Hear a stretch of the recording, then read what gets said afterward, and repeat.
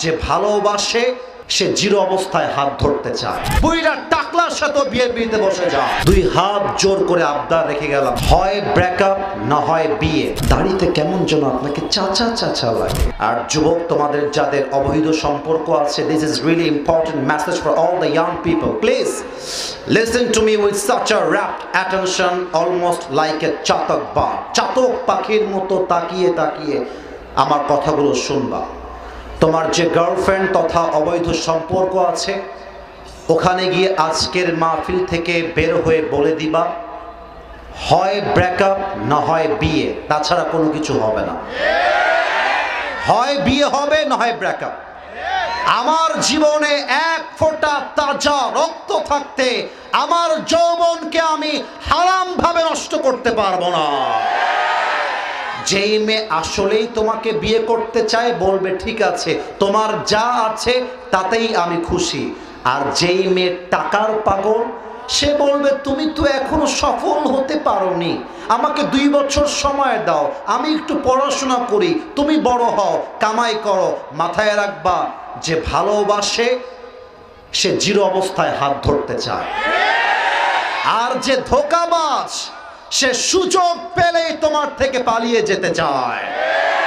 অতএব আজ থেকে পরকাল জীবন শুরু করার আগেই, মৃত্যু তোমার দুয়ারে আসার আগেই 2টা স্লোগান হবে, হয় হারাম থেকে ব্রেকআপ, অথবা আমার আজকে কিংবা কালকেই বিয়ে হবে। একটা মুহূর্ত আমি আমার যৌবনকে হারাম ভাবে নষ্ট করতে চাই না। ইভেন আমার মনে হয় এখানে বেশিরভাগ সিঙ্গেল যুবকরা বসে আছে। বাবাদের পায়ে আমি হাত রাখলাম, মায়েদের সামনে 2 হাত জোর করে আবদার রেখে গেলাম, ছেলেকে বিয়ে দিয়ে দেন, আর দেরি করতে যাইয়েন না, বিয়ে দিয়ে দেন।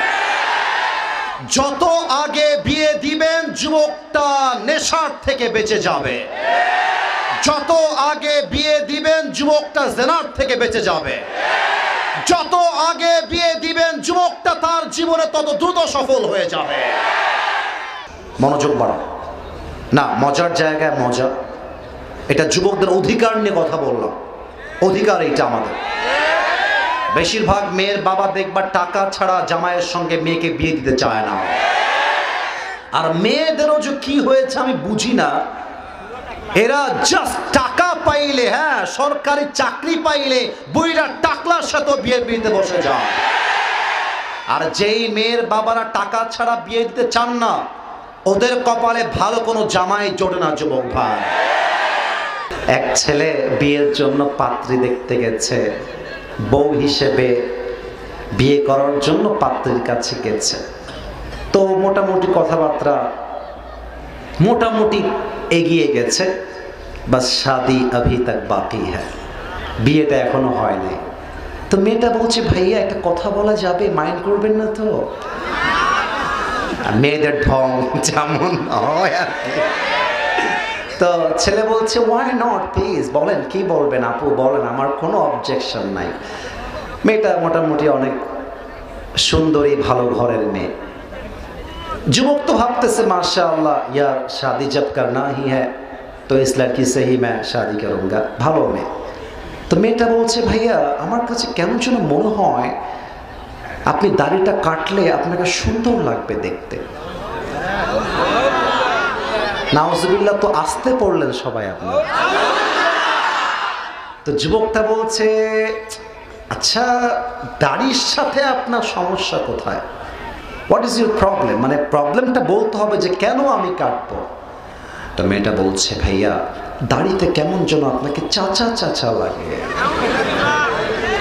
দাড়িটা কেটে ফেললে you will look very younger, very smart, very handsome than before. আগের চাইতে সুন্দর লাগবে। তো যুবকটা আবার নবীকে খুব ভালোবাসে। যুবকটা বলতেছে, প্রিয় বোন, তোমার মতো 1 কোটি মেয়ে একদিকে আর আমার নবীর সুন্নত আর একদিকে, তোমার মতো মেয়েকে গুনবার টাইম নাই। আমার নবীর দাড়ি আমার কাছে সবচেয়ে বেশি দাম। আর আমি আমার ওয়াজে মাঝে মাঝে বলি কি জানো, তোমরা হাসবা জানি, তাও বলি, যেই মেয়েদের দাড়িওয়ালা পছন্দ নয় তাদের জন্য বিটিএস এর হিজড়া ছাড়া সেকেন্ড কোন অপশন আমাদের কাছে নেই। আরে যে মেয়ে আমাকে দাড়ির জন্য বিয়ে করতে চায় না, সে তো আমার বাড়ির বউ হওয়ার যোগ্যতাই রাখে না। আর যে মেয়ে আমাকে দাড়ির জন্য বিয়ে করতে চায়, সেই তো আমার বাড়ির বউ হওয়ার যোগ্যতা রাখে। এবার বলেন তো, আমার নবীর মুখে লম্বা লম্বা চাপ দাড়ি ছিল কি ছিল না?